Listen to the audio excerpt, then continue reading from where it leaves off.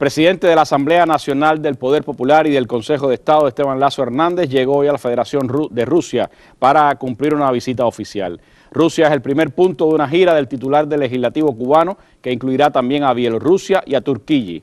Este intenso periplo permitirá fortalecer los vínculos parlamentarios con estos países a fin de consolidar las relaciones bilaterales en áreas de interés mutuo. Según informó hoy el sitio web del Parlamento cubano, Lazo Hernández fue recibido en el aeropuerto de Moscú por Konstantin Yosovich Kosavech, vicepresidente del Consejo de la Federación de la Asamblea Federal de la Federación de Rusia, y por Julio Antonio Garmendia, embajador de Cuba en ese país. Según la información, pues en esa nación euroasiática, el titular de la Asamblea Nacional cumplimentará un amplio programa de trabajo con intercambio con los máximos líderes de ambas cámaras de la Asamblea Federal de la Federación de Rusia y con otros representantes partidistas y gubernamentales, así como visitará lugares de interés histórico y cultural. Acompañan a Esteban Lazo los diputados Yolanda Ferrer Gómez y Félix Martínez Suárez, titulares de las Comisiones de Relaciones Internacionales y Asuntos Económicos de la Asamblea Nacional, así como Magda Eliana Pérez Matos, vicepresidenta de la Comisión de Industrias, Construcciones y Energía, y Marta Hernández Romero, coordinadora de las comisiones parlamentarias. Integran también la delegación cubana Reinaldo García Zapata, gobernador de La Habana, el general de brigada Arnaldo Tamayo Méndez, presidente del Grupo Parlamentario de Amistad Cuba-Rusia, y Emilio Lozada García, director general de Asuntos Bilaterales del Ministerio de Relaciones Exteriores. Esta es la segunda ocasión en que Lazo visita Rusia en su condición de presidente de la Asamblea Nacional del Poder Popular, tras su estancia allí en el año 2016. Importante gira por Rusia, Bielorrusia y Turquía del presidente de la Asamblea Nacional del Poder Popular para consolidar y estrechar los lazos parlamentarios entre Cuba y estos tres países. Noticia del día, con ella comenzamos nuestra mesa redonda. Hablemos de ciberseguridad en Cuba.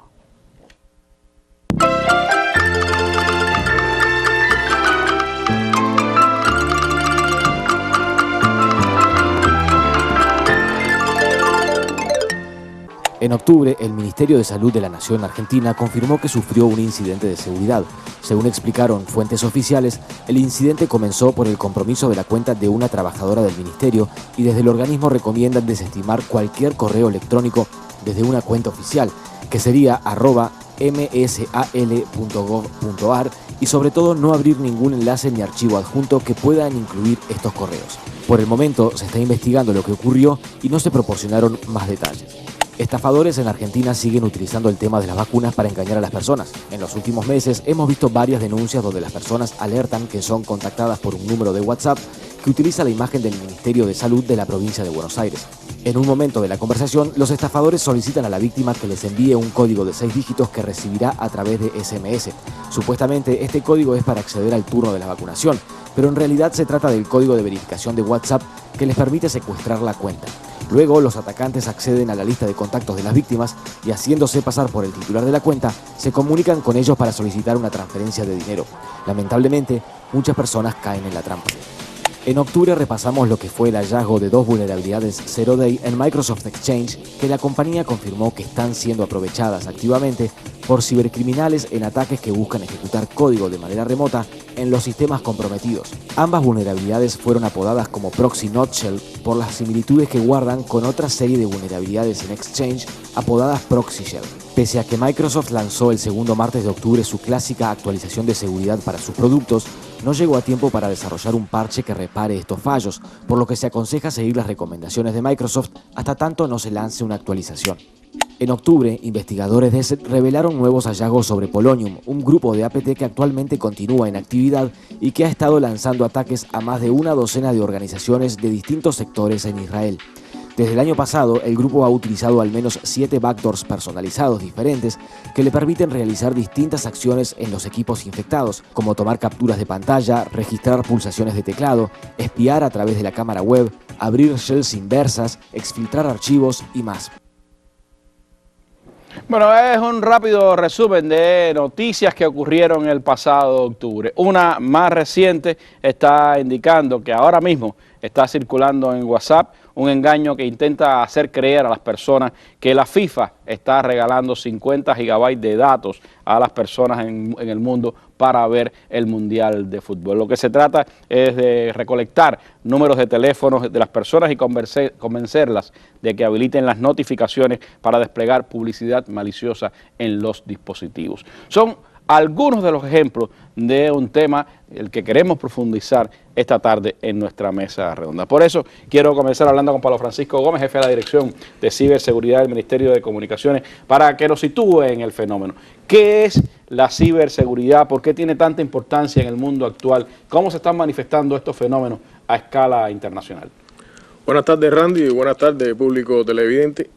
Hay que comenzar diciendo que realmente la esfera de la ciberseguridad como área de conocimiento en la actividad humana es relativamente joven. Estamos hablando de un poco más de 3 décadas, marcada por un desarrollo sin precedentes de elementos como la electrónica, las telecomunicaciones, la informática, que han sido denominador común de la cuarta generación industrial y que generaron las posibilidades de crear nuevas producciones, nuevos servicios con una forma muy avanzada de hacerlo, también para generar la comunicación entre las personas, y todos estos elementos novedosos que han propiciado mucho avance en el quehacer del desarrollo de las sociedades, también por supuesto trajeron aparejado un grupo de amenazas importantes,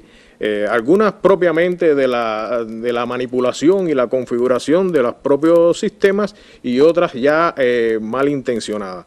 Se comienza a hablar entonces de los conceptos como ciberespacio, ese ambiente dinámico o virtual en el que confluyen las tecnologías, la información, las personas interactuando en sus procesos desde una posición virtual, pero cotidiana, el día a día, las 24 horas, y prácticamente en todas las esferas de la actividad. Y ese espacio se comienza a aprovechar también, empieza a ser amenazado desde posiciones muchas veces empresariales, pero quizás a veces hasta por grupos desorganizados, pero siempre con una intencionalidad de lucro, buscando el lucro detrás de esa actividad. Y por tanto aparecen las amenazas asociadas al ciberdelito, todo lo relacionado con el cibercrimen, una industria financiada con dinero, con investigación detrás de ella, a la que se le ha propiciado condiciones para desarrollarse. Incluso podríamos estar hablando de que mecanismos de negocio del cibercrimen han propiciado que esta industria crezca y sea hoy una industria que tenga dividendos incluso superiores a crímenes tradicionales como el tráfico de drogas o de personas o incluso de armas, y alcance cifras millonarias, incluso de billones, 1,5 billones. Ese es el Producto Interno Bruto de uno de los países, por ejemplo, casi que el Producto Interno Bruto de Rusia en el 2020, aproximadamente. Sí, estamos hablando en términos económicos financieros, lo que ha significado esa industria. Las manifestaciones son diversas y tienen que ver con tratar, por supuesto, de impedir desde esa intencionalidad maliciosa el desempeño de plataformas de comunicación, de plataformas de servicios al ciudadano, relacionadas con el gobierno, relacionadas con el comercio, con los trámites ciudadanos, con todas las esferas en las que el ciudadano se desenvuelve. Y es lo que ha estado experimentando el mundo en los últimos años, y asociado también a la pandemia. Las experiencias fueron... aquí hay una paradoja. Se plantea que en estos últimos años el mundo avanzó a partir de los temas de teletrabajo, de la necesidad de tramitar, hacer trámites en línea, comerciar, dada la situación de la pandemia, el aislamiento. Sin embargo, que se avanzó algunos estiman 5 o 8 años en ese proceso. Sin embargo, también se multiplicaron las pérdidas por los temas relacionados con el ciberdelito. Y paralelo a eso, hay también manifestaciones de estados, porque hay estados que utilizan estas vías también para propiciar sus intereses, para atacar a otros, para las estrategias de seguridad nacional de los países. Exactamente, incluso en el tema de la pandemia se produce que toda esta disputa, incluso por las vacunas, por los temas farmacéuticos, por los servicios hospitalarios, que hace que incluso haya que estar pagando constantemente hasta el rescate a partir de los famosos ataques de ransomware que encriptan información y que después, y se produce un ciclo de un negocio en que se crean las pólizas o las ciberpólizas o pólizas de ciberseguro que al final cierran. Las empresas tienen que tener pólizas y los criminales, conociendo que hay pólizas, además incrementan la criminalidad y entonces es un ciclo lucrativo.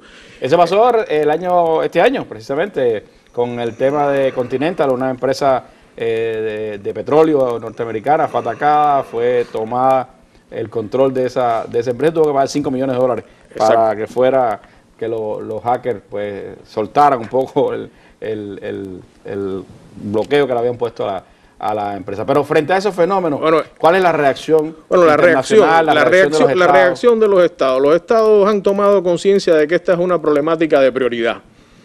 Y los estados han ido estableciendo sus modelos de actuación para enfrentar estos temas. Es decir, estar evaluando permanentemente las amenazas y ir corrigiendo las vulnerabilidades que tienen que permitan que cada día se puedan ir gestionando, minimizando estos riesgos. Incluso los estados han encargado a las empresas, han encargado al sector académico, también con la cooperación militar, han creado estos modelos de actuación y han ido creando sus propias doctrinas, han ido creando sus leyes, sus regulaciones, han ido fundando entidades y organizaciones para enfrentar estos temas y han ido organizando la sociedad en función de enfrentar esta situación que es bien compleja, como hoy sucede, por ejemplo, con los temas de estafa financiera, temas muy complicados, o los efectos relacionados con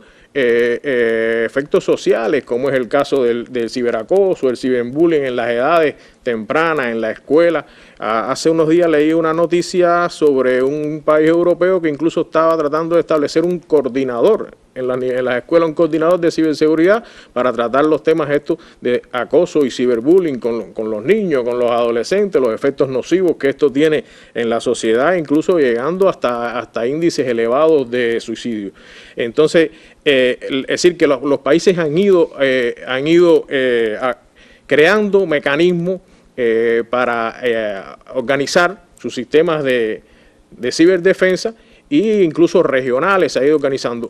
No obstante eso, hay que decir hoy que el mundo no tiene hoy regulaciones vinculantes que organicen este tema en correspondencia con la necesidad de las amenazas que hoy están presentes. Es algo en lo que se trabaja, hay determinada voluntad, pero un tema que está hoy politizado, que se manipula y que no se logra total consenso para resolver las cuestiones que hoy pudieran solucionar, los temas de eliminar, por ejemplo, el ciberdelito como un negocio lucrativo detrás del cual están muchas empresas y del cual viven hoy muchas entidades dedicadas a estos temas. Todavía hay cierto caos que favorece, por supuesto, los intereses de determinados países y favorece también los intereses de esos grupos criminales que están detrás de estas acciones en el ciberespacio.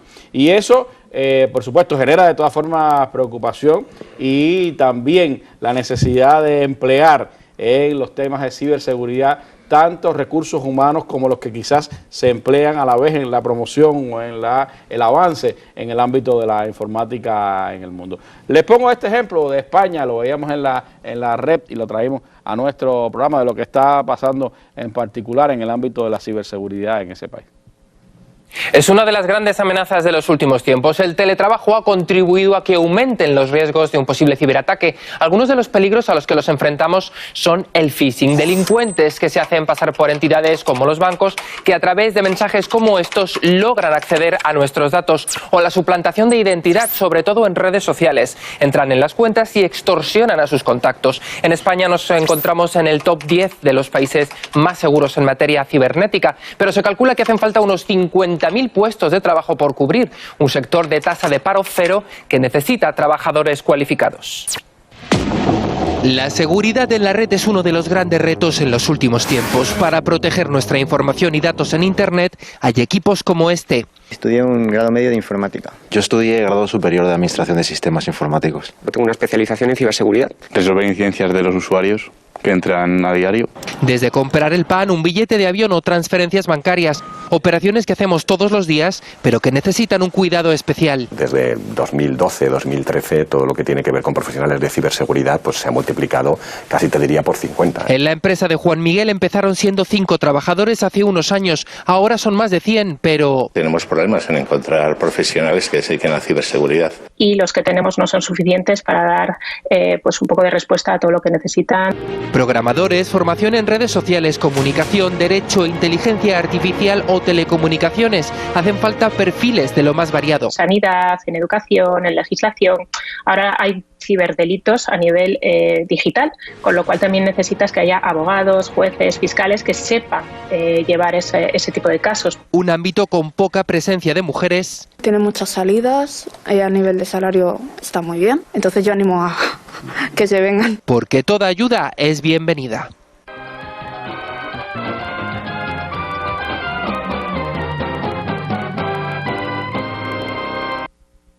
Bueno, ¿y qué pasa en Cuba en el ámbito de la ciberseguridad, Pablo? ¿Cómo enfocamos nosotros este fenómeno? ¿Cuáles son las acciones que el país pues delinea para enfrentar fenómenos como los que estábamos hablando en el inicio de esta mesa redonda? Cuba desde hace algunos años ha venido perfeccionando sistemáticamente el sistema de trabajo de la ciberseguridad y cómo enfrentar esta situación. Es algo que es un precepto constitucional, la ciberseguridad. El 8º Congreso del Partido le dedicó un lineamiento a la ciberseguridad, el lineamiento 84, y es un tema hoy dirigido por la máxima dirección de nuestro país.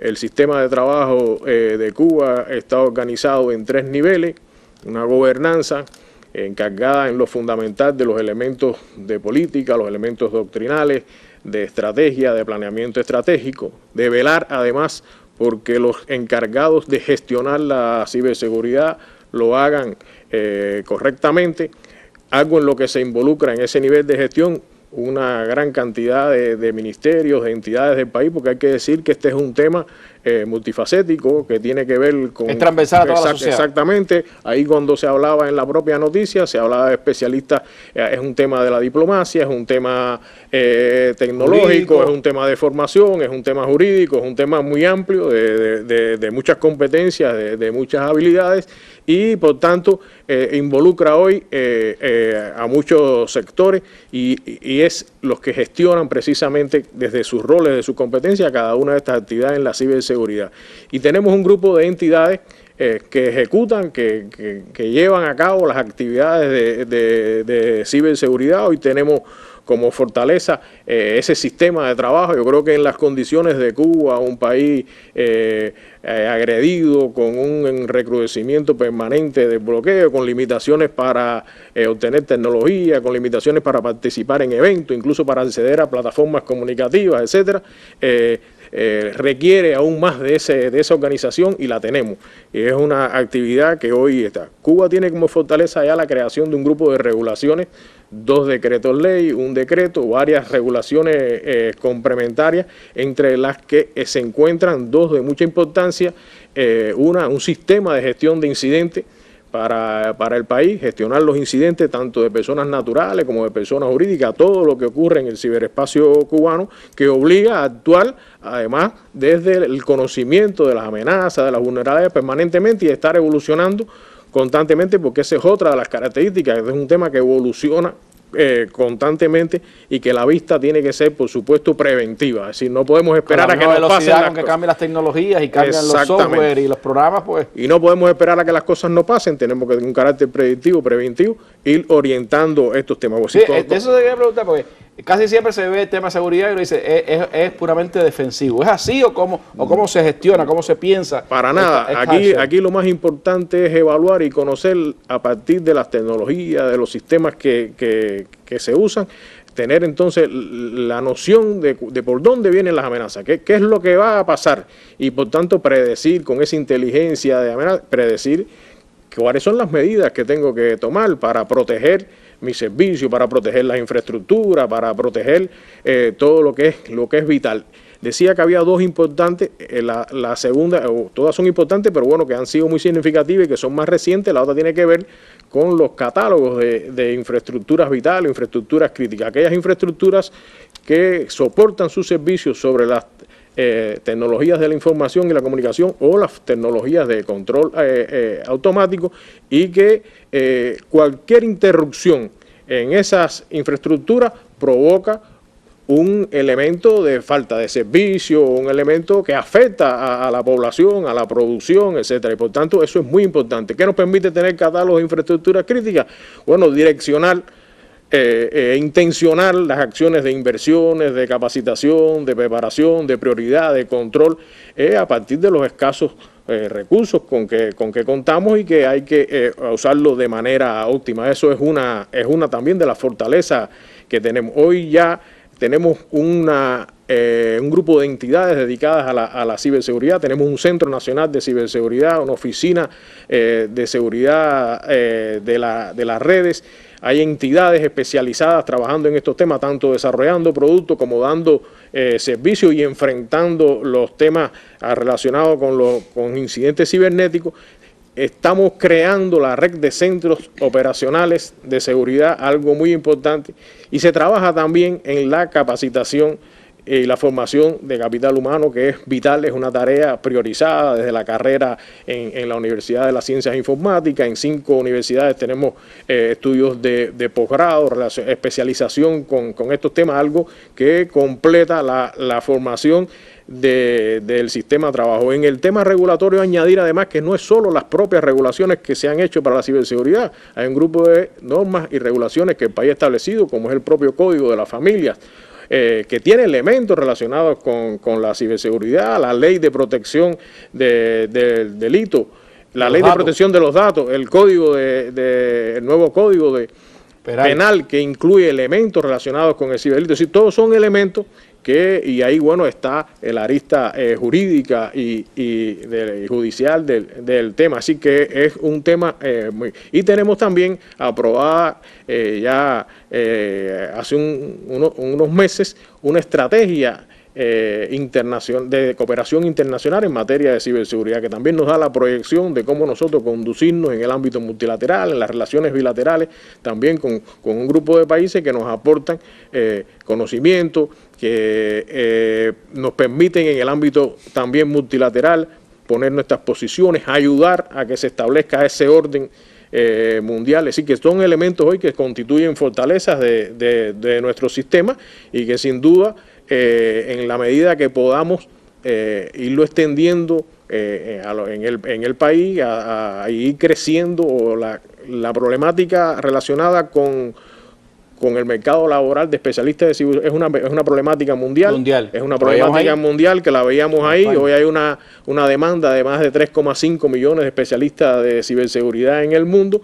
Y bueno, el tema de formación, de capacidades para enfrentar estos temas es un tema de alta prioridad hoy en el país. Bueno, esa creo que es una de las fortalezas que tenemos que tenemos que seguir potenciando, es la capacidad de formación que tenemos de recursos humanos, quizás muy superior incluso a las tecnológicas que tenemos, y por lo tanto, pues ahí está una... Salvan en las asimetrías. Exacto, es una de las posibilidades que tenemos que seguir potenciando, aunque no es suficiente. Claro. Hay que seguir formando recursos humanos en este campo. Bueno, gracias a usted y vamos a hacer un alto y regresamos en breve para seguir hablando sobre ciberseguridad en Cuba.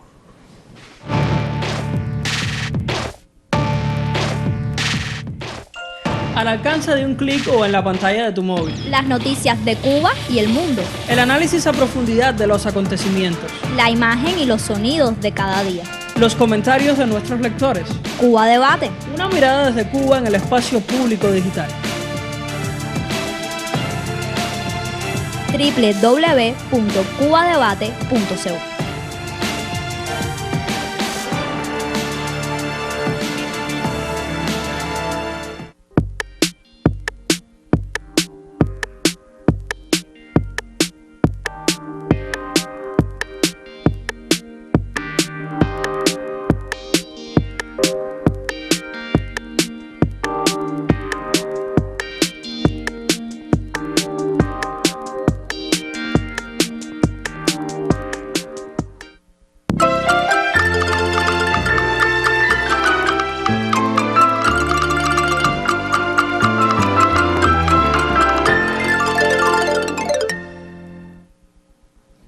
Bueno, y aunque las amenazas en el ciberespacio no son exclusivas de la industria de las telecomunicaciones, de todo el desarrollo que se ha venido dando aceleradamente en el ámbito de las nuevas tecnologías de la información y las comunicaciones, no hay duda de que tienen un peso fundamental cuando se hablan de los temas de ciberseguridad.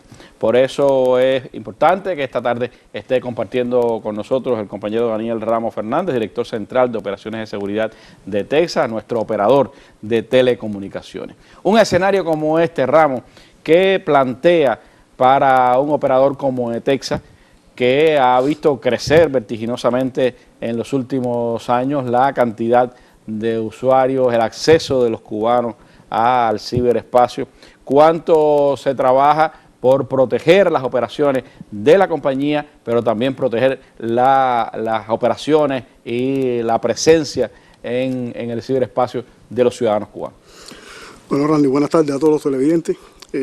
Como bien decía, la empresa ha ido preparando. A medida que la información de la sociedad ha ido avanzando, la empresa tomó de sus manos el tema de la seguridad de los servicios y creó una estructura organizativa con infraestructura y especialistas, por supuesto, que nos permita mitigar de alguna manera todos los sucesos que comentaba ahorita Pablo, que por lógica elemental con el aumento de los servicios iban a ir apareciendo, con los temas de los ciberataques, el tema de los ciberdelitos. Ahorita hablabas de las estafas, y son temas que la empresa se ha ido preparando y ha ido enfrentando de alguna manera. Es un tema muy interesante, o sea, los temas de ciberseguridad, todos los que lo trabajamos de alguna manera nos apasionamos con el tema porque es complejo, por lo que ahorita Pablo comentaba, necesita una preparación muy alta. Los especialistas tienen que estar constantemente estudiando, todos los días aparece un reto diferente, un tipo de ataque diferente, y aquí uno lo ve desde dos puntos de vista, ¿no? Está la parte de los atacantes, que aparecen formas nuevas de ataque, pero aparecen las vulnerabilidades que tienen entonces los sistemas que tenemos en servicio, que uno tiene que estar también velando para que esas vulnerabilidades no sean explotadas precisamente por los atacantes. Que hay una cualidad, pudiéramos decir, que diferencia un poco los ataques, ¿no? Que muchas veces usted no sabe de dónde viene el enemigo ni qué rostro tiene. Exacto. Cuando nos estábamos preparando hablábamos algo de la diferencia entre la guerra tradicional y este tipo de guerra, ¿no? Normalmente en la guerra tradicional uno conoce los enemigos, quiénes son y por dónde vienen.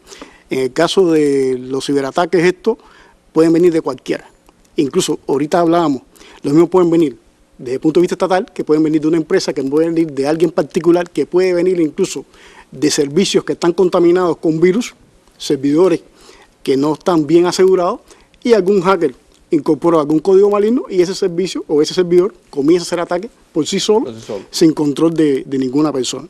Eso es lo difícil que tiene estos temas. Por eso ahorita comentaba que hay que prepararse en función de cómo viene el ataque y prepararse de cómo evitar que los servicios que nosotros tenemos no sean atacados o explotadas las vulnerabilidades que tienen. Hay que recordar que en TESA existen 3 centros de datos. Ahorita en tu intervención, en la introducción, hablábamos de los servicios internos, que por supuesto es fundamental para cualquier empresa. O sea, la empresa lo primero que tiene que hacer es proteger los servicios internos para poder mantenerse como empresa, y luego los servicios públicos que brindamos. Y los servicios públicos están los servicios que le brindamos al ciudadano, a lo que nosotros llamamos personas naturales, y a las entidades. Decía que era compleja, además porque además de la preparación que tienen que tener los especialistas, también necesitamos tecnología. Y las tecnologías en este tipo de temas son tecnologías prohibitivas para el país. Entonces es un tema también que complejiza la forma de atender o de enfrentar estos desafíos. Varias de ellas no podemos acceder por el bloqueo. Exactamente. O sea, varias de ellas están bloqueadas para nosotros. O hay que adquirirlas a través de un tercero con los costos consiguientes. Exacto. Por suerte, los especialistas que tenemos, incluso con el trabajo que estamos haciendo o el modelo de actuación que hemos estado implementando en estos últimos años, nos ha permitido incluso de crear nuestras propias tecnologías para mitigar un poco los procesos. No obstante, por supuesto, necesitamos siempre algún tipo de herramienta o de plataforma que hay que comprar en el mercado. Pero fíjate, lo interesante, yo estaba mirando las estadísticas del ONEI, de los activos que tenemos que proteger a partir de estos temas, ¿no?, como empresa. 1.107.000 computadoras existen en el país hoy conectadas a las redes. 7,5 millones de usuarios conectados a Internet. De esos, 4,3 millones se conectan a través de celulares, haciendo más complejo el tema de la actuación para minimizar los riesgos de ataque. En Autogar, 233.000 hogares con acceso a Internet. Y cosa curiosa, 7.497 dominios que existen ya .cu en el país. ¿Cuánto, Ramón? 2.497. Discúlpame, 7.497. 7.497. Y estos son los dominios lineales. Después ustedes saben que cuando uno adquiere un dominio, va creando subdominios en función de la necesidad de los servicios que uno tenga, tanto interno como externo. Los dominios son todos los que tienen las instituciones. Cuba Debate, por ejemplo, que estamos viendo ahí, es un dominio. Exactamente. Por tanto, esta cifra puede estar duplicada o triplicada perfectamente a nivel de país.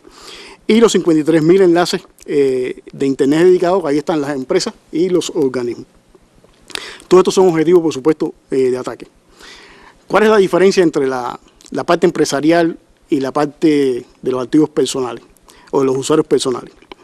Ya hay una cultura a nivel de empresa y a nivel de incluso de personas naturales que todo el que tiene una PC, lo primero que piensa es que instalarle un antivirus. Es algo que es natural. Incluso yo he tenido la oportunidad de hablar con personas mayores que no están acostumbradas a este tipo de tecnología y sin embargo tienen una computadora y lo primero que te dicen, hace falta un antivirus para mantenerlo. Sin embargo, eso no es tanto así con los celulares, por ejemplo. Exactamente. ¿Qué ocurre con los celulares? La gente en lo que menos piensa en el celular es tener un antivirus en el celular. Y ese aparatico pequeño, chiquito que tenemos en la mano, con el cual nos conectamos, nos comunicamos, tiramos fotos, tenemos fotografías de la familia, tenemos incluso documentos a veces laborales. En él no nos damos cuenta que es una computadora en miniatura y con una potencialidad increíble. Y cada vez que la conectamos a la red igualito que conectamos una PC. Y que se enfrenta a los mismos retos que se enfrentan las computadoras. Como bien explicaba el director Pablo, se enfrenta a robo de información, extorsión y robo de identidades. Porque si yo logro conectarme al celular y robarme la identidad, como el ejemplo que se ponía en el documental, y robo la identidad suya, yo puedo hacer cualquier cosa diciendo que es usted que la está realizando.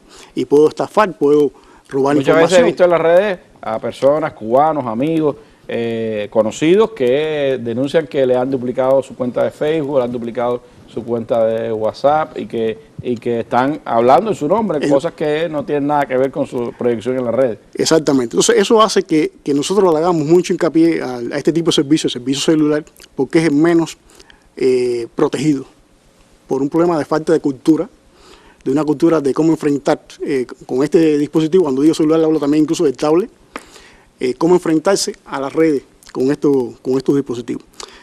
Aprovecho, en estos días queremos firmar un acuerdo entre la empresa Segumática y la empresa Telsa, porque lo que hemos apostado es con que nosotros como empresa poner al usuario el antivirus cubano de forma gratuita. O sea, para que no le incrementen los costos en el servicio al usuario, pero por lo menos de alguna manera dar la posibilidad de que se mantenga protegido con los celulares. Que no va a ser la única protección, pero por lo menos un primer acercamiento de estos temas.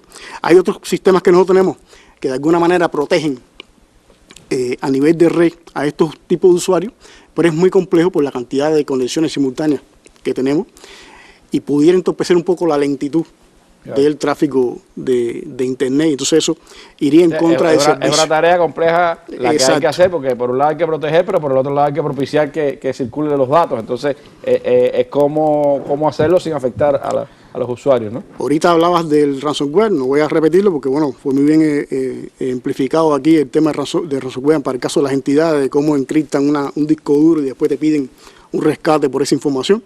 En el caso de los usuarios particulares, voy a hablar sobre el dialer. El dialer es una manifestación un poco difícil porque luego que el celular está contaminado con algún código maligno, este código tiene embebido teléfonos internacionales, usted sin darse cuenta es una llamada internacional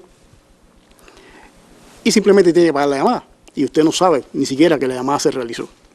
Esto es algo, como bien ahorita hablaba Pablo, de organizaciones que existen internacionales que se dedican a eso, o sea, a crear virus contra un centro de datos que lo que tiene son receptores de llamada con el objetivo de tarificar esa llamada internacional. Le da ganancias a ese hacker, ¿no? Exactamente. Igual que ocurre con las llamadas maliciosas, que eso la hemos controlado bastante en estos últimos años, pero es bastante difícil, que son llamadas que se realizan un timbrazo a un familiar aquí en Cuba, o sea, a una persona en Cuba, que esa persona posiblemente tenga un familiar en el extranjero. Imagínese usted, 2 de la mañana, un timbrazo de un número internacional. Normalmente uno piensa que tiene algún problema de familia que está en el extranjero. Entonces, normalmente el usuario lo que hace es hace una llamada hacia atrás y cae en el mismo problema. O sea, llama a un lugar donde te contesta un contestador automático y simplemente te facturan la llamada. ¿Qué tenemos hoy en las redes? ¿O qué estamos detectando? Bueno, programas malignos, miles de programas malignos. Fíjate que 1,6 millones de programas malignos en solo una semana. Es una cifra bastante alta. 746.000 ataques de negación de servicio. El ataque de negación de servicio no es más que tratar o de desestabilizar de algún servicio X cualquiera.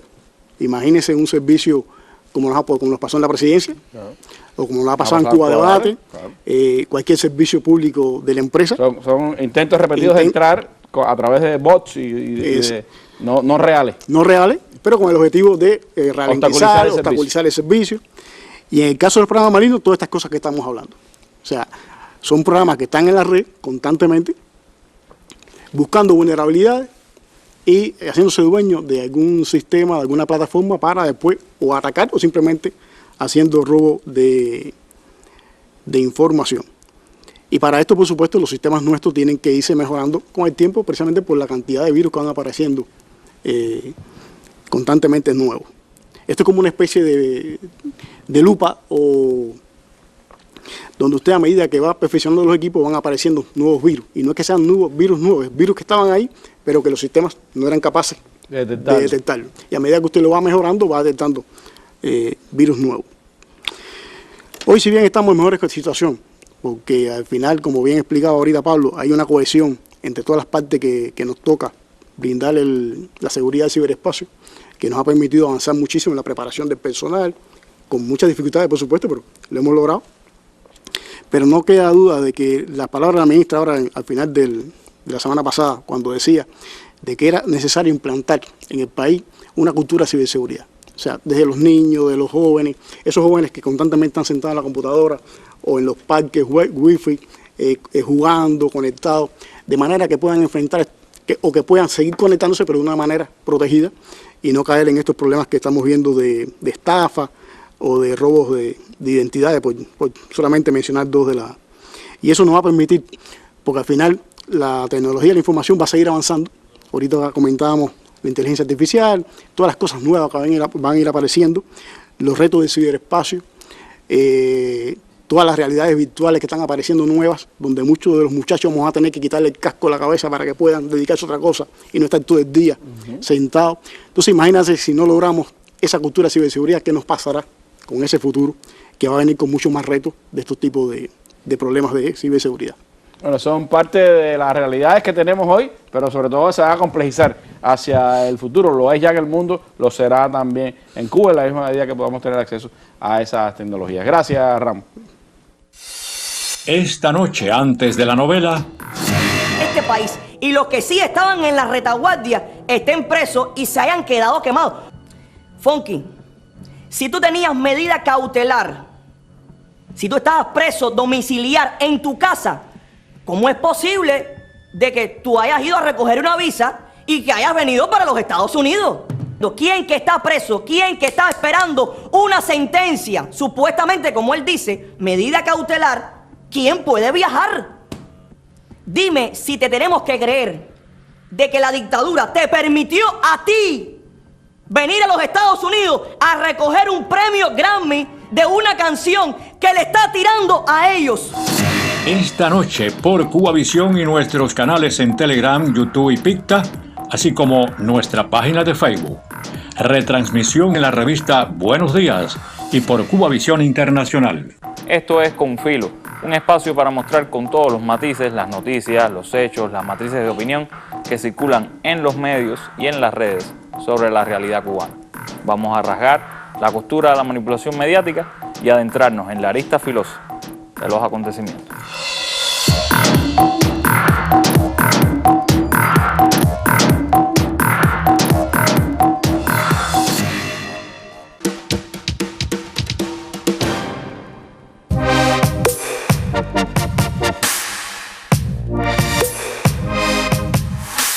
Well, I think Telefónica and Elias make a very good joint forces approach.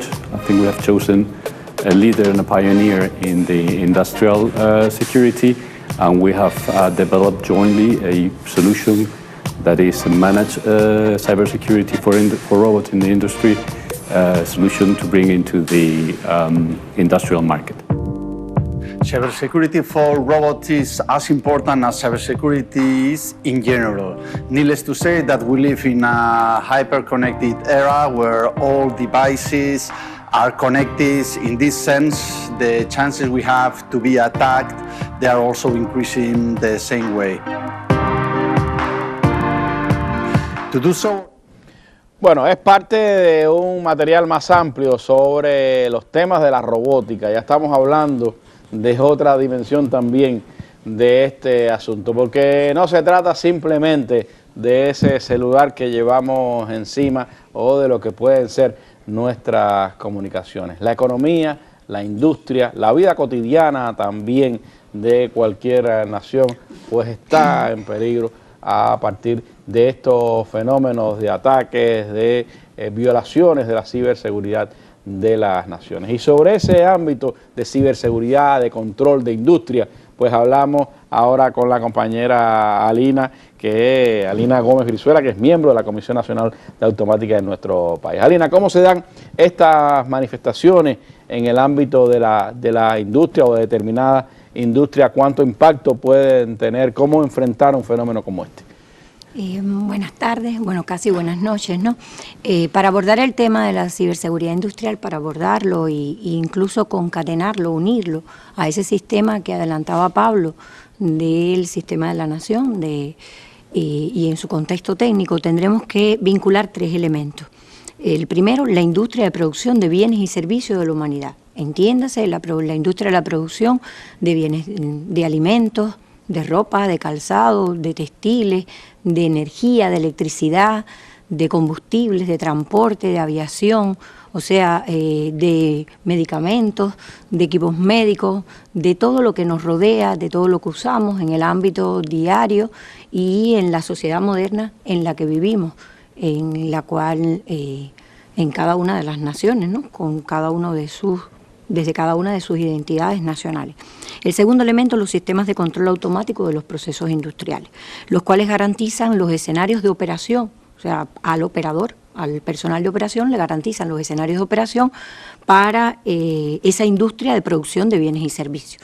Algunas de ellas de servicios vitales, de servicios esenciales de las naciones, de servicios esenciales para la ciudadanía.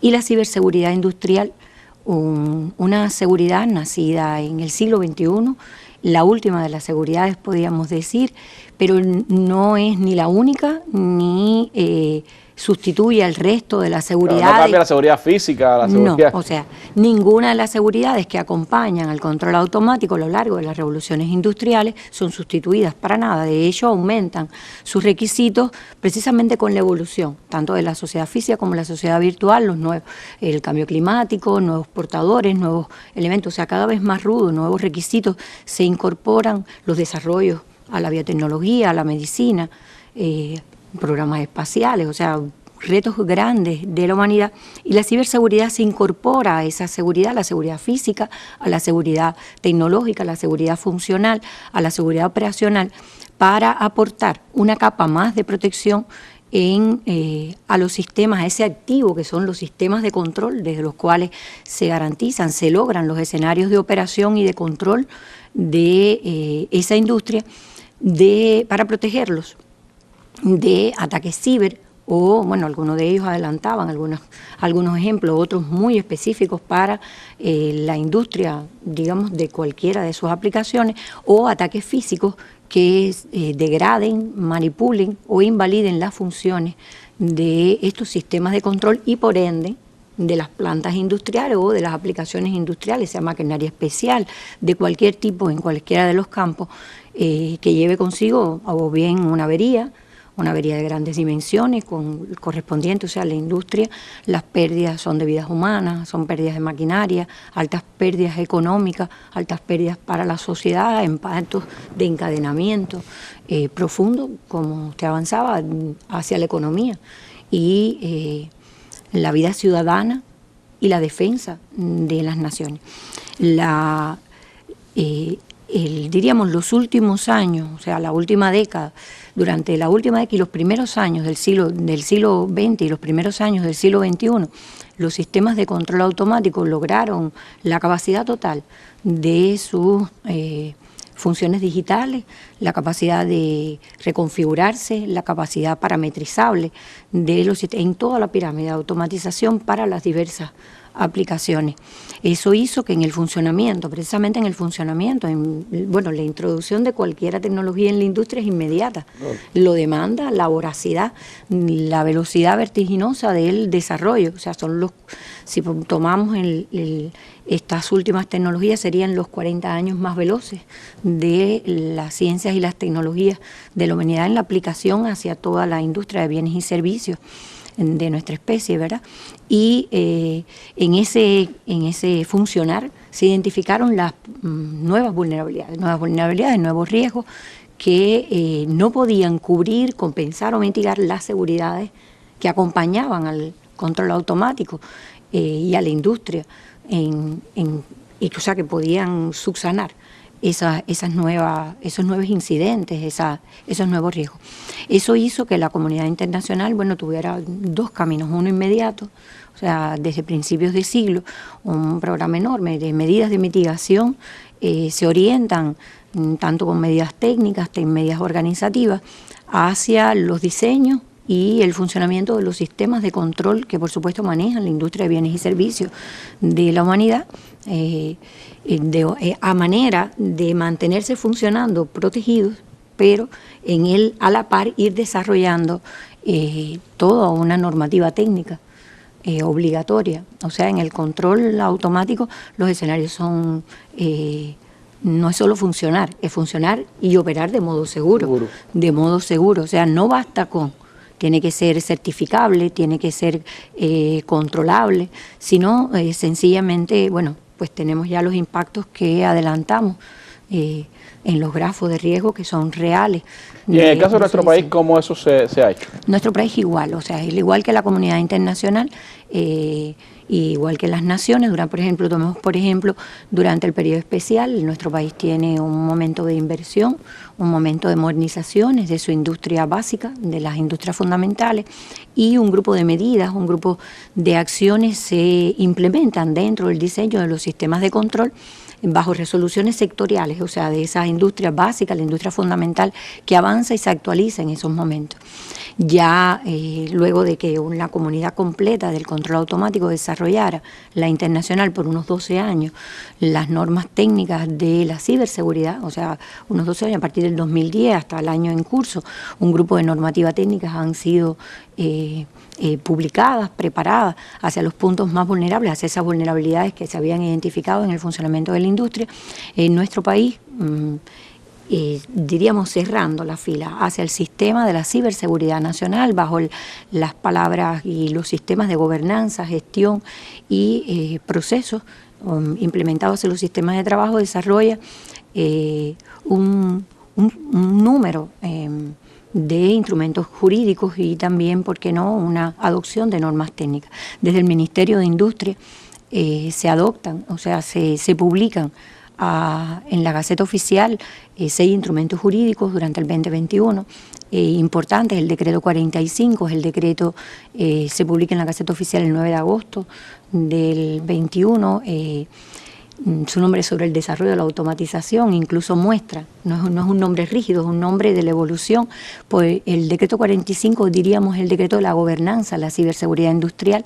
Por primera vez en la nación se publica la definición de ciberseguridad industrial, por primera vez se publica la definición de las infraestructuras críticas de automatización cuando están al servicio de esa industria, diríamos de bienes y servicios vitales para la vida ciudadana y la sociedad. Se publican un grupo de resoluciones, la resolución 71 para la importación, una vez que como decía el colega Ramos, las tecnologías son tecnologías no nacionales, tecnologías que tenemos que garantizar no solo la transferencia y el saber mantener. Estamos ante la industria, los ciclos de vida son de 20, 25, 30 años, no es un tema, son las diferencias entre nuestras tecnologías y ciencias, ¿verdad? La resolución 72, una resolución específica para un reglamento técnico para la ciberseguridad aplicado a los sistemas de control de procesos industriales, las resoluciones 66 y 67, orientadas al mantenimiento, pero que bueno que no podemos dejar de vincularlas con las seguridades, no solo la ciber, sino el resto, o sea, que anuda a todas las especialidades, mecánica, eléctrica, civil y la automática en sus invalidantes, para garantizar, por supuesto, la correcta mantención de la industria cubana, una vez que, sin mantenimiento no hay industria, no hay seguridad, ¿verdad? Y un conjunto de normas desde el Comité Técnico de Normalización, es el Comité 116, se estudian por especialistas del ramo, tanto de universidades, de centros de investigación, de industria, de empresas de servicios, para proponer a la Oficina Nacional de Normalización una normativa técnica que permita el mejor diseño, ¿verdad?, y la mejor ética de eso. Un total de 33 normas están entre los 2 últimos años, han sido propuestas como normas cubanas para el trabajo, como herramientas al trabajo técnico de la industria cubana. Un reto extraordinario del que yo creo que tendremos que seguir hablando también en algún momento, porque hay cosas que este tipo de ciberataques pueden detener en una economía, y de eso hay varios ejemplos como señalábamos en el día de hoy. Pero ante toda esta problemática, un par de minutos me quedan, Pablo, ¿cómo seguir actuando? ¿Qué importancia tiene haber desarrollado por primera vez en el país una jornada nacional de ciberseguridad? Bueno, Randy, desarrollamos una jornada que fue una jornada inclusiva, con una amplia participación popular, porque se trató de llegar a las escuelas, a todo público. Este es un tema cultural de mucha importancia, pero desarrollamos una jornada también dirigida a las personas con responsabilidades estatales, con responsabilidades en la gestión de la ciberseguridad, hacia profesionales. Fue un espacio de ciencia, fue un espacio de debate, fue un espacio también de analizar hasta dónde se ha avanzado y cuáles son las proyecciones de futuro, de evaluar las preocupaciones, un espacio también de compartir con los jóvenes que están estudiando la carrera, con otros jóvenes que están aportando. Por tanto, fue una jornada muy importante que además dedicamos al comandante en jefe, precursor de todas estas ideas, de este empleo de Internet para el bien y no de Internet, como hemos venido explicando acá, para fines maliciosos. Por tanto, mucha expectativa en desarrollar jornadas superiores que nos van a dar posibilidades de continuar uniendo esta gran comunidad de especialistas y de personas, que son muchos de las diversas especialidades que tributan a la ciberseguridad. ¿Y cuáles son los retos más importantes? El reto más importante es garantizar de manera acelerada los procesos de formación, capacitación, de capacidades intelectuales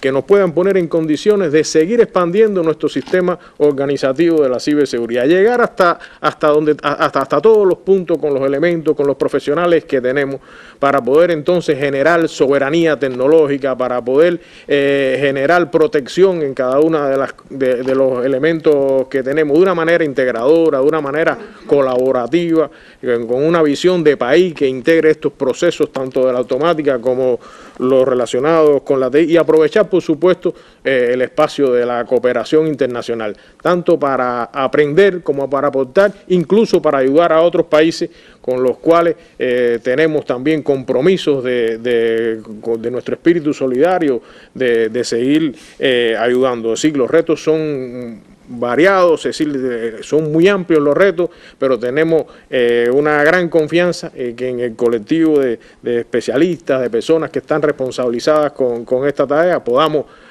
avanzar en el futuro y poder consolidar la seguridad del espacio, del ciberespacio cubano. Bueno, un reto que tiene por delante nuestra sociedad, desarrollar todas esas capacidades de prevención y defensa en el ámbito del ciberespacio, y también sobre todo de creación de una educación y una cultura entre nuestro pueblo sobre este tema tan vital. Yo le agradezco muchísimo a ustedes tres habernos acompañado esta tarde. Regresaremos sin duda en la mesa redonda a hablar de estos temas, y ya que estamos en el espacio público digital, pues me voy con unas imágenes que se volvieron virales hoy en el espacio. El Kun Agüero, el exfutbolista argentino, quien bailó con niños africanos en Qatar, en el medio de las calles de Qatar, en este ambiente de fútbol. Imágenes del día. Buenas noches.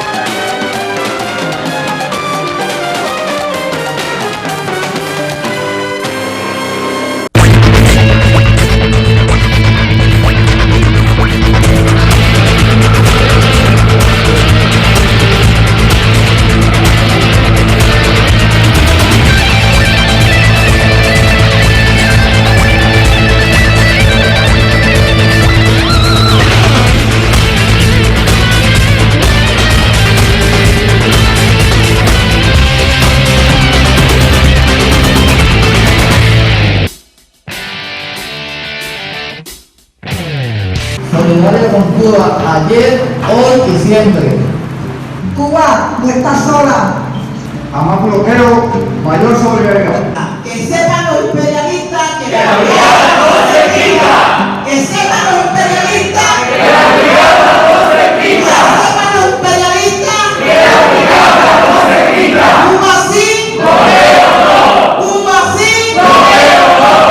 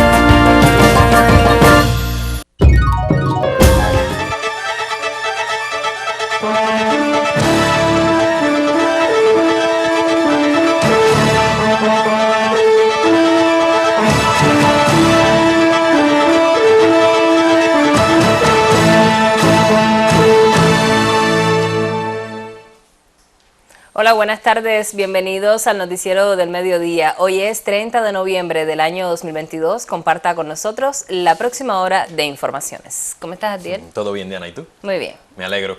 Saludos, amigos. Como es habitual, comenzamos con los titulares de esta jornada.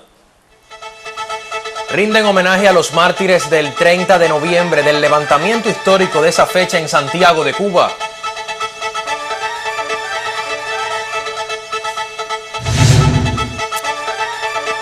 Asiste presidente cubano a conmemoración por los 70 años de la Universidad Central Marta Abreu de Las Villas. Intercambia Esteban Lazo con líderes de las cámaras del Parlamento ruso.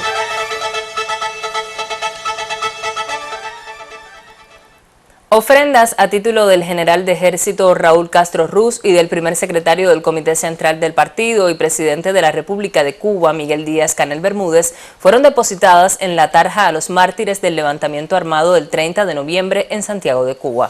Aquella acción, liderada por Fran País García, serviría de apoyo al desembarco de los expedicionarios del Yate Granma.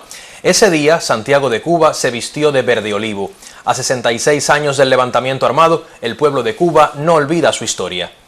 Aquella mañana del 30 de noviembre de 1956, una decena de jóvenes del movimiento 26 de julio, bajo la dirección de Fran País García, atacaron la sede de la Jefatura de la Policía Nacional, radicada en la Loma del Intendente, y la estación de la Policía Marítima, circuitos claves en el levantamiento armado contra los esbirros de la tiranía de Fulgencio Batista. Fue aquí donde se utilizó por vez primera el uniforme verde olivo y el brazalete rojo y negro.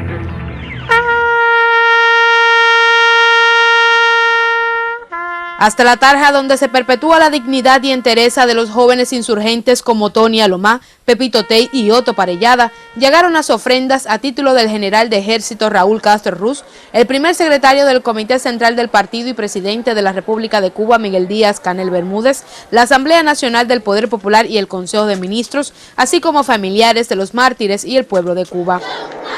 En presencia de las máximas autoridades del partido y el gobierno en la provincia, combatientes de la revolución y una representación del pueblo santiaguero, las nuevas generaciones reeditaron la alborada de esta acción armada, cuyo objetivo principal era apoyar el desembarco del Yate Granma. A 66 años de la epopeya que de manera al unísona se le rindió tributo a los caídos en los sitios estratégicos del combate, los santiagueros patentizaron entre poesías, danzas y discursos que jamás olvidarán la historia que atesora la cuna de la revolución en defensa de su soberanía y continuidad de nuestro proceso revolucionario. Debemos seguir resistiendo con creatividad, seguir aportando soluciones a nuestra economía y a su vez crear beneficios para la vida de nuestro pueblo, siempre dejando claro que jamás renunciaremos a nuestro sistema social socialista.